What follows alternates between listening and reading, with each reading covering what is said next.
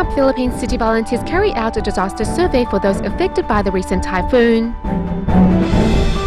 We learn how the military plays a vital role in safeguarding Taiwan citizens.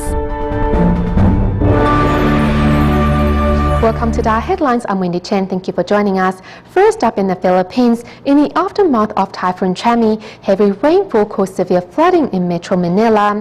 Following the disaster, city volunteers arrived to conduct a disaster survey and also planned a relief work program to assist the survivors get back on their feet.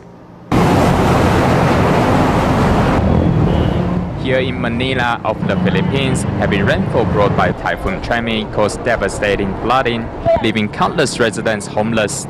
Part of the disaster area, Laguna Province, was extensively covered in debris once the floodwater receded. The flood level was so high and we were stuck on the roof. The water rose to the ceiling, around 2 meters high. We have been cleaning up our homes for 5 days. However, it is still muddy and messy. Following the devastation of the typhoon, what concerns city volunteers the most is the health of the disaster survivors. We first clean up the major roads because these are frequently used routes. We have already cleaned up the nearby areas. And next, we will start cleaning up this place. Partnering with the local government, city volunteers plan to carry out a relief work program as a way to provide further assistance to the disaster survivors. In Taiwan, Northern District team members joined city volunteers in a free clinic held in Chenggong Town, Taidong County, providing 5 categories of medical services for local residents. As well, the medical staff from the Taipei Tzu Hospital joined Northern District team members in health calls to local residents in Shuangxi District, New Taipei City, where they offered both medical services and city's love and warmth.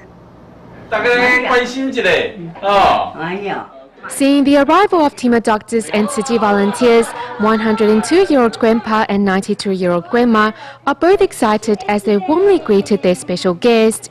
Joining Northern District team members, the medical staff of Taipei Tzu Hospital traveled to remote areas in New Taipei City, Shuangxi District. There they provided the needy with health checkups and healthcare tips. Among the patients are mostly immobile or bedridden seniors who are looked after by their partners or parents. These patients' caregivers devote themselves without complaints. However, if their children can also share some of the burden from time to time, that will be better for these seniors. The Deputy Superintendent of Taipei Tzu Hospital, Huang Shichen, also joined the medical team and seized the opportunity to talk with the seniors and teach them some healthcare tips. These doctors, nurses, and volunteers take time off from their own lives to come check on these patients.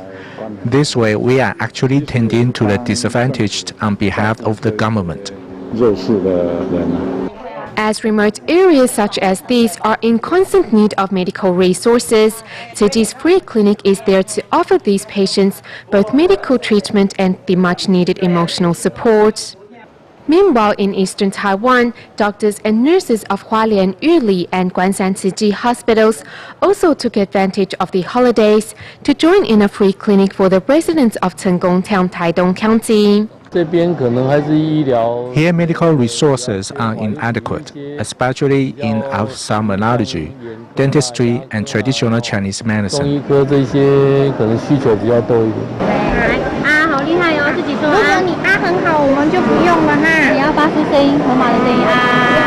With doctors, patients, and volunteers' company, this little girl no longer feels anxious when she undergoes the health checkup. Overall, the free clinic, which offered 5 categories of medical services, served 194 patients, alleviating their pain and suffering. Thank you, doctors. We hope these events will be held on a regular basis because it is too far for us to travel to get to the Tzu Hospital. Thank you for your service. Thank you so much. The medical team also carried out house calls to care for immobile patients who were given a thorough diagnosis as well as medication and healthcare tips. The medical services provided by Tzu Chi this time around not only safeguarded the health of more members of the public, but also left them with their hearts full of warmth and love. In our series of reports on organ donations, we meet Hong Yuan-jun, who at 30 years of age was informed by his doctor that he would eventually need a liver transplant. Luckily, doctors were able to find a matching donor, thus giving Hong another lease on life. In gratitude, Hong later decided to be a potential organ donor, with the firm understanding that such charity really does save lives.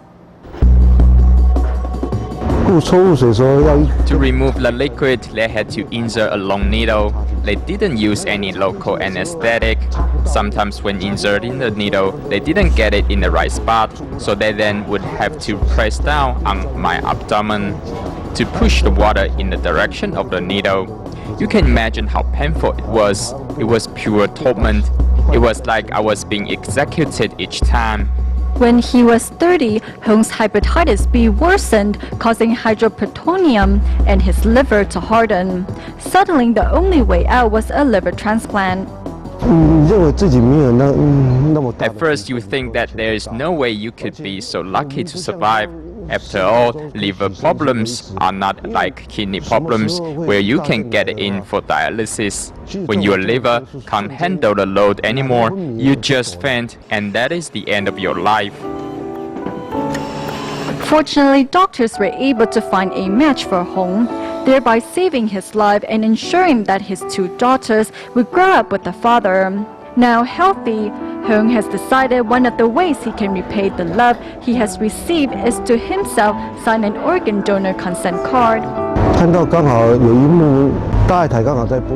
DaAi TV, I saw a program that discussed organ donations. A mother was accompanying her sick son. The part that moved me the most was when the mother said to her son, "You need to be brave and firm. You need to donate these organs to those that need them. You need to follow through on this." At that time, I just cried and wondered how it was that I would cry so easily. Since his transplant, every Chinese New Year, Hong Yuan-jun makes a handmade card for the family of the donor of his liver. Her son used to give her cards on different occasions. Now I'm sort of like her son. Although I'm older than him by 2 years, losing a son is hard for all mothers, and I try my best to help assuage that pain. I have received so much love from that family. I try to give back what I can.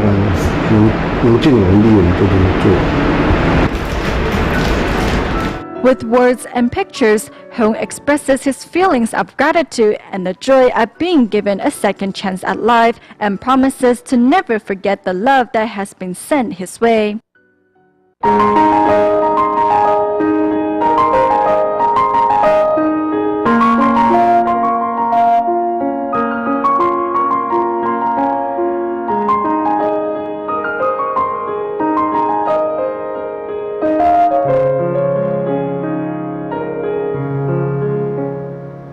Most consumers, when choosing their cosmetic products, look at the color, price and effect, yet they often neglect to take health and safety issues into consideration, as experts advise members of the public not to use products from unknown origins.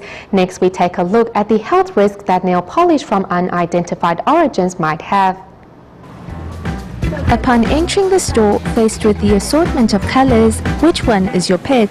Is this one better or is that better? What consumers often care about is color and price, without any regard for the health risks that might accompany these bottles of colors. For example, formaldehyde or methanol and phthalates leads to reproductive toxicity, and all these substances are prohibited substances in nail polish. We randomly purchased 6 different types of inexpensive and indistinctly labeled nail polish. Then we sent it to the experts for testing to see whether they would test positive for prohibited phthalates. 4 years ago, director Lin Weizhao made a statement which shocked the nation's cosmetic research industry. We tested about 30 bottles of nail polish and discovered that 70% of our sample contained phthalates. 66% of the nail polish sold domestically were found to contain prohibited phthalates. Not only did this pose a health risk for consumers, the safety and well-being of those in the industry were also at stake.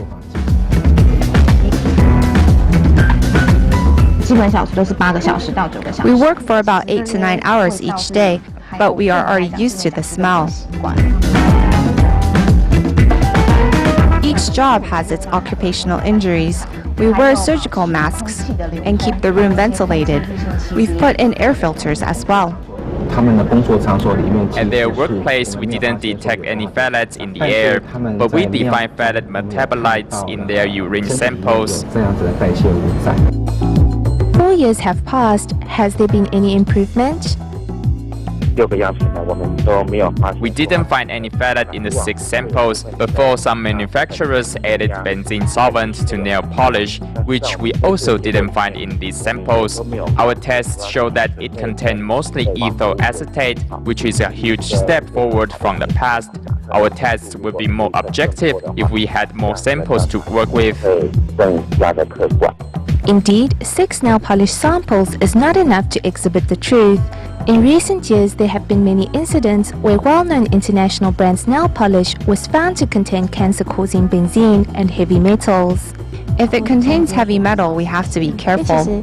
That's because our nail is just like a sponge. After a bath, our nails become soft, and water will absorb into the nail plate. In other words, our nails can easily absorb substances right into our body. We've had tested cases in the past where lead and mercury was added to nail polish. That especially was added to the brighter colors like red and yellow. If it's serious, it can cause lead poisoning, which can affect the nervous system and cause learning disorders. Not everyone has the opportunity to send their products for testing before using them. If we are not able to fully determine a product's safety or its origins, then undoubtedly we are more likely to be exposed to health risks. We have many cosmetic products with unknown origins. Most of them contains mercury. When you apply the product to your skin, 15 minutes later, you think you have become whiter. If this product guarantees immediate effect, you should question it. I personally don't think any skincare product is able to take effect immediately. People in Taiwan use over 93 million facial masks each year, whether it is the open-shelf products or the more expensive brands. In an enclosed, high-temperature and high-moisture environment, the product's ingredients are easily absorbed into the skin. If the mask is extremely cheap, or if its origin is unclear, it might bring our skin great harm instead of benefit. It is also possible that hazardous substances will enter our body through absorption. If you happen to come across a defective product, remember to report it to the regulating health authorities. Only if we all play our part can the industry continue to improve and deliver products which we can use free of worries. September 3rd is the Armed Forces Day here in Taiwan. Over the years, the responsibilities of soldiers in the country have changed from helping farmers harvest crops and holding free clinics to organizing disaster relief work. In our next report, we look at the transformation of the mission of Taiwan's military forces. Back then, I didn't know how to use a sickle, so when I cut the crops, I hurt my thumb. To Peng Guigang, this mark reminds him of his passion when serving his time in the military. In 1975, Taiwan was still an agricultural-based country. Back then, crops were harvested purely by manpower. Therefore, soldiers were often sent out to help farmers harvest their crops. Back then, farmers had a lot of fields to farm and there wasn't enough manpower. Soldiers were sent out by the military to help farmers.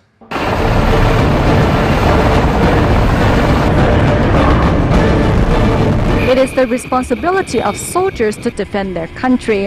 However, in recent years, troops in Taiwan no longer have to go to war. Instead, their duties have changed to safeguarding Taiwan citizens by providing a variety of services. Our duties include helping local residents in Jinmen and Mazu return to Taiwan during the Chinese New Year holidays.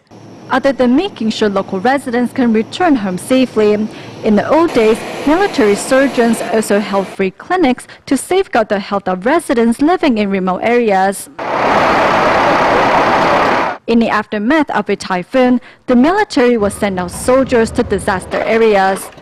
Despite the dirt and sweat, these soldiers are determined to help local residents return their lives to normal as soon as possible. Right now, the military prepares for disaster relief as if it is going to war. Our most important duty is to prepare enough troops to help in cases of typhoons. We will have local troops on standby in every township and village. When there is a disaster, they will report back to us and we will send our people to help. For example, cleaning in the aftermath of a road collapse. Thanking the troops by offering them tea and water. At this moment, everyone is like one big family. In today's society, the duties of military personnel have transformed from fighting an enemy to helping the general public. Next time you see these soldiers, remember to show them your gratitude and appreciation. It is a common perception that indigenous residents like to drink. However, in their culture, alcohol is in fact a sacred item. When Tzu Chi Foundation staff first visited tribal villages, they found that family and work pressures drove some to release their stress through drinking. This excessive drinking brings about health concerns such as liver problems or gout. Thus, Tzu Chi volunteers worked to remind villagers of their ancestors' view regarding alcohol beverages, and to that end have been promoting a drink tea not alcohol campaign to help. Tonight at 7, let's all go to Wanlong Elementary School's auditorium. Tzu Chi is holding a drink tea not alcohol event.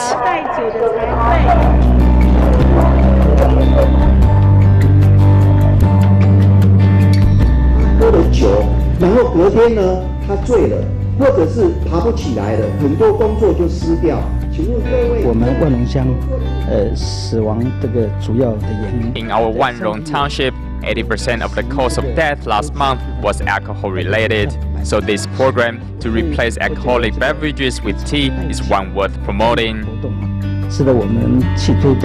In Hualien's Wanrong Township, many residents are from the Turuku tribe and a few from the Bunong tribe. They live life much like their ancestors did in the mountains, but now are burdened with the negative social perceptions. We see distilled beverages as a cultural heritage. However, now that alcohol and cigarettes are sold publicly, the culture behind it has been obscured. With their tribal heritage obscured, changes need to be made to restore the original meaning and intent. No matter what religious group you belong to, the first doctrine is to fill our heart with compassion. Second is maintain a healthy body so we may live a happy life. Here, the choir from Ruba's church sings the power of rehabilitation. Through the power of music, tribal villagers can release the stress in their lives and also raise awareness of health issues as well. I'm very touched that the Tzu Chi Foundation has taken an interest in us that not only crossed religious borders but also ethnic lines. Zhang Dazhen, who is from the Turuku tribe, previously spent a lot of time consuming alcohol. Now that I've given up drinking, I have plenty of time. When I did drink, it would take up a half or the whole day. Now that I have time on my hands, I volunteer in the community to help seniors or others that need caring.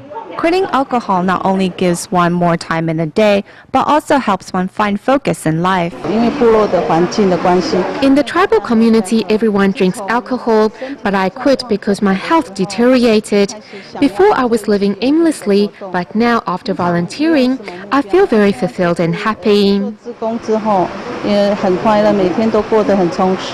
Wu Xiaoling shares her story at the tea ceremony in order to remind villagers not to wait until their health is gone to make amends to their body. Me, I can consume a lot of alcohol. I used to be able to drink a whole carton of rose wine in one sitting. But then I got sick. My liver couldn't take it anymore. I was hospitalized twice and almost didn't make it out. The 36-year-old village chief is the younger generation of the tribe, and she handles all the going-ons within Wanrong village.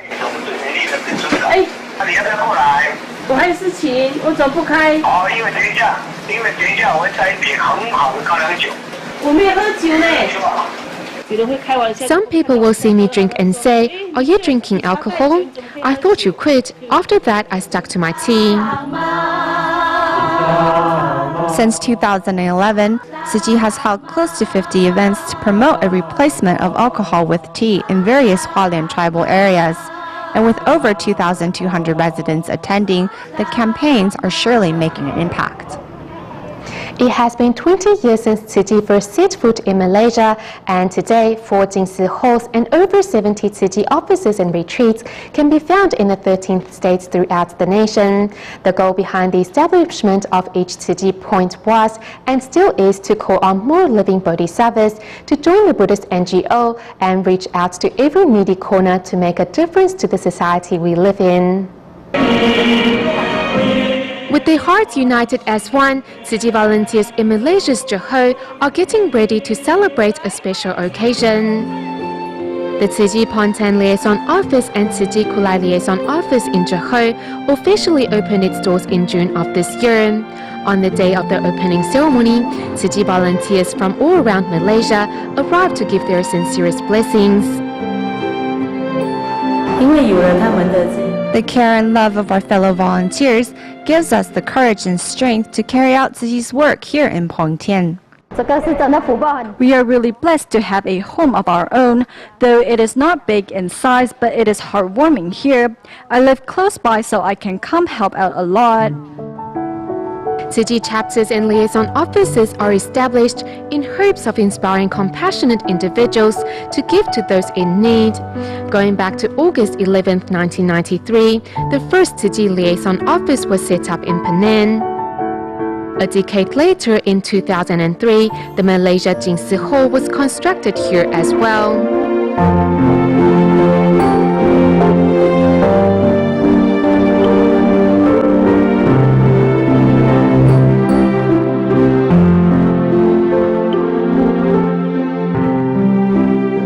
Another important milestone in the Tzu Chi Kedah chapter was the opening of the Kedah Jingsi Hall, Jingsi Books and Cafe, as well as the Tzu Chi Dialysis Center in July of 2010. This Jingsi Hall was built with the love of many of our brothers and sisters. I'm grateful to all the Tzu Chi volunteers who have been helping out over the past few days. 2 decades have gone by since the first Tzu Chi office was established here in Malaysia, and today there are 4 Jingsi halls as well as over 70 Tzu Chi retreats in the 13 states throughout the nation. Each of the Tzu Chi grounds are not temples, but locations open to all where residents can cultivate their spirituality. We go to Australia at the end of today's show. The Tzu Chi Australia chapter in Sydney recently held a vegetarian banquet and invited members of the public to get a taste of how delicious and healthy meatless meals can be. We'll leave you with these images. Thank you for tuning in. Goodbye.